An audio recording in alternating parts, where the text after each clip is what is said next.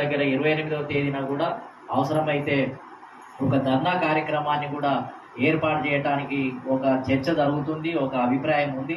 అది కూడా ఎందుకంటే ఎట్లాగో మనం పోతున్నాం కాబట్టి ఢిల్లీకి 2 డేస్ కనుక ఉంటే 29th ఏమో చర్చ జరుగుతుంది. ముఖ్యమైన నాయకులంతా పార్టిసిపేట్ అవుతారు. 28 నాడు ఒక 100-200 మందితోటి ఒక ధర్నా కార్యక్రమాన్ని కూడా నిర్వహిస్తే ఇంకా కొద్దిగా ప్రెజర్ ఎక్కువ రావడానికి కూడా అవకాశం ఉంటుంది అనే ఉద్దేశం కూడా ఉంది. దాన్ని సూర్యనారాయణ గారు కోఆర్డినేట్ చేస్తున్నారు. ఆయన ఇప్పటికే హాలు బుకింగ్ దాంట్లో బీహారు, ఉత్తరప్రదేశ్, హర్యానా అనేక రాష్ట్రాల నుంచి వచ్చే డెలిగేట్స్ ఎంతమంది వస్తున్నారు, ఎట్లా వాళ్ళు ఉండటానికి ఏర్పాట్లు ఎట్లా అనేది ఆయన కోఆర్డినేషన్ ఎప్పటికప్పుడు చేస్తున్నారు. బీహార్ నుంచి రామేశ్వర్ ఠాగూర్ అని కర్పూరి ఠాగూర్ యొక్క అనుంగ శిష్యుడు. ఫుల్ ఆయన లైఫ్ అంతా కూడా ఈ బడుగు బలహీన వర్గాల కోసమే పనిచేస్తున్నటువంటి వ్యక్తి. ఆయన సూర్యనారాయణ గారు ఇద్దరు కూడా కోఆర్డినేట్ చేస్తున్నారు. కాబట్టి మరి రానున్న కాలంలో మనం నేషనల్ జస్టిస్ ఫ్రంట్ ఆధ్వర్యంలో ఒక చరిత్రాత్మకమైనటువంటి పాత్రనే నిర్వహించబోతుంది. ఇంకా చాలామందిని కూడా మనం త్వరలోనే కలవబోతున్నాం.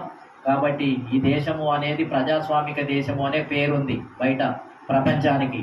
భారతదేశం అంటే గొప్ప ప్రజాస్వామిక దేశము అనే పేరుంది.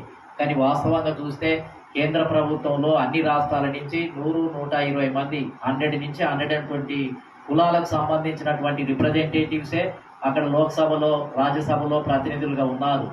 రాష్ట్రాలలో చూస్తే ఒక 7-8 కులాలు మాత్రమే ఇక్కడ ఎమ్మెల్యేలుగా, ఎంపీలుగా గెలుస్తున్నారు. గెలిచిన వారే గెలుస్తున్నారు. ముఖ్యమంత్రులు అయిన వాళ్ళే ముఖ్యమంత్రులు అవుతున్నారు. అది ప్రజాస్వామ్యం అనేది కిందికి దిగటం లేదు. కింది వర్గాలకు అది ఇంకా పంపిణీ డిస్ట్రిబ్యూషన్ చేయబడటం లేదు. కాబట్టి కేంద్రంలో కూడా అధికార పంపిణీ జరగాలి, రాష్ట్రాలలో కూడా అధికార పంపిణీ జరగాలి. ఆ అధికార పంపిణీ జరగటమే కర్పూరి ఠాగూర్ ఫార్ములా. ఇంకా కర్పూరి ఠాగూర్ ఫార్ములా అంటే ఒకే కొన్ని వర్గాల చేతుల్లోనే అధికారం కేంద్రీకరించబడటం కాదు, కింది వర్గాలకు కూడా వికేంద్రీకరణ చేయటం. బీహార్లో కర్పూరి ఠాగూర్ గారు ఉన్నప్పుడు ఈ అన్ని వర్గాలకు కూడా, ఈవెన్ అగ్రవర్ణాలకు కూడా ఆయన రిజర్వేషన్లు ఇస్తూ ఆయన అక్కడ ఒక కొత్త ఫార్ములాను అప్లై చేసిండు. బీసీలలో కూడా ఎంబీసీ బీసీలకు కూడా మరి రిజర్వేషన్లు వాళ్ళకు 42% కల్పించినటువంటి ఫార్ములా ఉంది. దీన్ని దేశవ్యాప్తంగా కనుక తీసుకొని వస్తే ఇంకింత అది డెమోక్రటైజ్ అవుతుంది. కాబట్టి మరి అలాంటి పద్ధతులతోటి ఇది ముందుకు వెళుతుంది. కాబట్టి దీన్ని ఇండియాను ఇంకా మరింతగా డెమోక్రటైజ్డ్ కంట్రీగా, ఇప్పుడు సెక్టేరియన్గా కొంతమంది చేతుల్లో ఉండటం కాకుండా దీని కింది స్థాయిలోకి తీసుకొని పోవాలనేదే మన ఉద్దేశం. స్వాతంత్రం వచ్చి 79 సంవత్సరాలు గడిచింది. 79 సంవత్సరాల తర్వాత కూడా ఈ దేశంలో సగం భాగానికి పైగా ఉన్న జనాభా పొలిటికల్ స్లేవ్స్గా కొనసాగుతున్నారు, రాజకీయ బానిసత్వంలో ఉన్నారు. కాబట్టి ఈ రాజకీయ బానిసత్వంలో ఉన్న సమాజాన్ని మనం ఏంటిది అని అంటే ప్రజాస్వామ్యయుతంగా మార్చాల్సినటువంటి అవసరం ఉంది. కాంగ్రెస్ పార్టీ పరిపాలించింది దేశాన్ని దాదాపు చాలా సంవత్సరాలు. ఇప్పుడు బీజేపీ కూడా ఈ భారతదేశాన్ని పరిపాలిస్తుంది.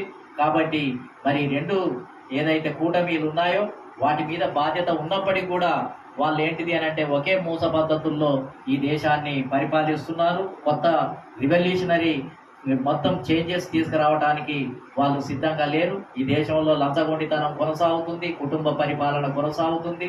అదేవిధంగా మొత్తం ఏంటంటే ఈ దేశంలో మరి అనేక వర్గాల మధ్య సంఘర్షణలు ఉన్నాయి.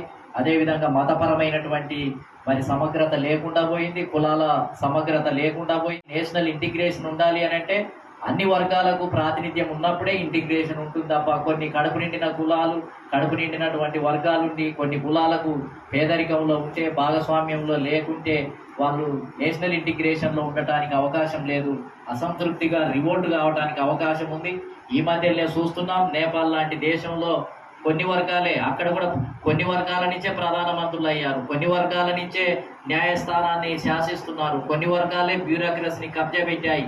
ఈవెన్ కమ్యూనిస్టు పార్టీలతో వచ్చిన నేపాల్లో ఉన్న కమ్యూనిస్టు పార్టీలు కూడా కుటుంబ పరిపాలనే, కులాల పరిపాలననే ఏర్పాటు చేసి మిగతా కులాలకు దూరంగా ఉంటే అక్కడ ప్రజలంతా కూడా తట్టుకోలేక రోడ్ల మీదకి వచ్చేసి జెడ్ అనే మూమెంట్ రావడాన్ని మనం కళ్ళారా చూసాం. రోడ్డు మీద జనమంతా దిగొచ్చేసి పార్లమెంటు అదేవిధంగా అనేక వ్యవస్థలనే మీదనే దాడి చేస్తే చివరికి ప్రభుత్వమే పడిపోయింది. కొత్త ప్రభుత్వమే నామినేటెడ్ కావాల్సినటువంటి పరిస్థితి ఏర్పడ్డది.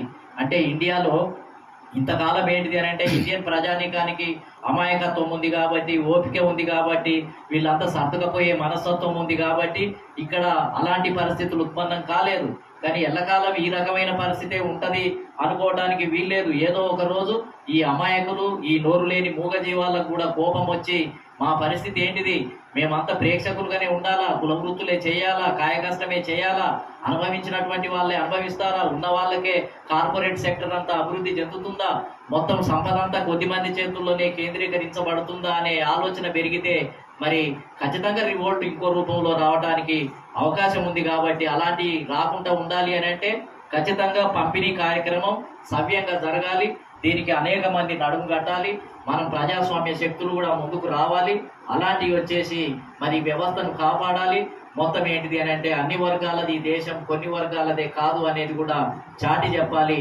దానికోసమే నేషనల్ పొలిటికల్ జస్టిస్ ఫ్రంట్ అనేది ఆవిర్భవించింది. ఇది అనేక రాష్ట్రాల్లో ఉన్నటువంటి పార్టీలను, సంస్థలను, మేధావులను కలుపుకొని ఒక రూపం ఇచ్చి ఈ వ్యవస్థను, ఈ భారతదేశాన్ని ఒక అందంగా తీర్చిదిద్దాలి. ఈ భారతదేశము అని అంటే అన్ని వర్గాలది, అన్ని కులాలది అనేది మనం తెలియజెప్పడం కోసమే ఈ రకమైనటువంటి ఒక ఉద్యమాన్ని, జాతీయ ఉద్యమాన్ని జాతీయ స్థాయిలో గుర్తించి దానికి ఏంటిది అని అంటే ఇంతకుముందు ఉదయం కూడా కార్యవర్గంలో చర్చ జరిగింది. ఆ కార్యవర్గంలో అగ్రకులాలకు సంబంధించినటువంటి రెడ్డి, కమ్మ, అదేవిధంగా ఇతర వర్గాల వారు కూడా పాల్గొని వాళ్ళు కూడా ఆవేదన వ్యక్తం చేశారు. నిజమే, ఈ దేశంలో కొన్ని వర్గాలకి అన్యాయం జరుగుతుంది, మరి అది కరెక్ట్ కాదు, మేము కూడా వాళ్ళ పక్షాన నిలబడతాం, మేము కూడా వాళ్ళకు అండగా ఉండి ఉద్యమంలో పాల్గొంటాము అనే ఒక బలమైన చర్చ కూడా జరిగింది. కాబట్టి కొన్ని వర్గాలకు అన్యాయం జరుగుతుంటే ఇక వాళ్ళే పోరాటం చేయాలి, వాళ్ళే త్యాగం చేయాలి, అగ్రకులాలంతా మౌనంగా ఉండాలనటం అనేది సరైనది కాదు. గతంలో ఎంతో మంది పుచ్చలపల్లి సుందరయ్య లాంటి వ్యక్తులు, చంద్ర పుల్లారెడ్డి, చంద్ర రాజేశ్వరరావు గారు తెలంగాణ సాయుధ పోరాటంలో పేద ప్రజల పక్షాన మరి నాయకత్వం వహించారు. పొట్టి శ్రీరాములు గారు, ఎంతో మంది, రెడ్డి నాయుడు గారు, తిరుపతినేని రామస్వామి చౌదరి గారు, రఘుపతి వెంకటరత్నం నాయుడు గారు, ఎంతో మంది ఏంటిది అని అంటే అన్ని వర్గాల కోసం పోరాటం చేసినటువంటి వ్యక్తులు ఉన్నారు. ఇప్పుడు బీసీలకు ఒక సమస్య వస్తే ఇక బీసీలే పోరాటం చేయాలి, మేము మౌనంగా ఉంటాం, వాళ్ళది వాళ్ళే చూసుకుంటారు అని అంటే అదేమి ప్రజాస్వామ్య యుద్ధం అవుతుంది. కాబట్టి మరి మేము ఎన్నో పార్టీలను, బీసీలు ఏమంటున్నారు అని అంటే, ఎస్సీలు ఏమంటున్నారు అంటే, మేము వచ్చిన ప్రతి పార్టీని గెలిపించాము. ఎన్టీ రామారావు గారు తెలుగు ప్రజల ఆత్మగౌరవంతో వస్తే మేము అండగా నిలబడి ఆ ఉద్యమానికి నిలబడ్డాము, కష్టపడ్డాము, ఎన్టీఆర్ గారి వెంట నిలబడ్డాము. గతంలో ఆంధ్ర రాష్ట్రం ఏర్పాటు కోసం కూడా పోరాటం జరిగినప్పుడు కూడా మేము నిలబడ్డాం. కాబట్టి ఇన్ని ఉద్యమాలకు మేము అండగా నిలబడితే మేము చేసే ఉద్యమానికి మాకెవరు లేరు, ఎవరు దిక్కే లేరు అనే ఆలోచన ఎస్సీ ఎస్టీ బీసీలలో ఉంది. దీన్ని పటాపంచలు చేయాల్సినటువంటి అవసరం ఉంది.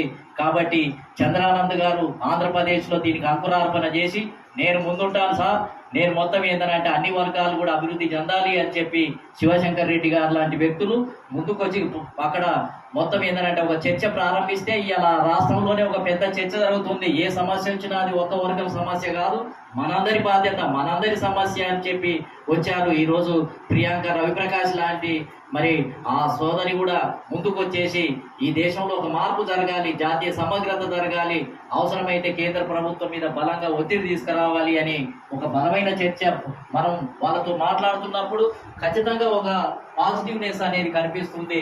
దీన్ని ముందుకు తీసుకుపోదాము అని చెప్పి తెలియజేస్తూ మరి నేను ఇప్పుడు ప్రధానంగా ఆంధ్రప్రదేశ్ నుంచి వచ్చినటువంటి చంద్రానంద్ గారు చైర్మన్ గారిని వారిని మాట్లాడాల్సిందిగా కోరుతున్నాను.